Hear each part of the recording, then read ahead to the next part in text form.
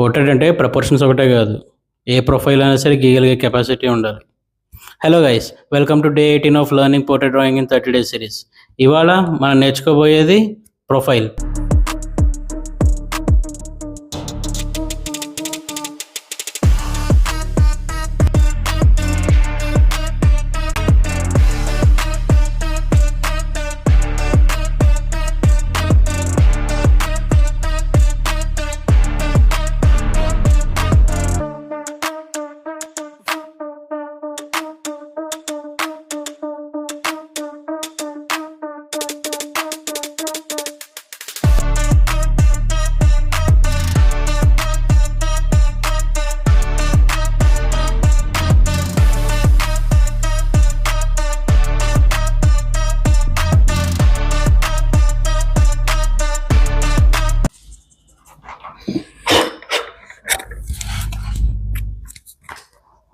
మన day 18 progress చూసారా?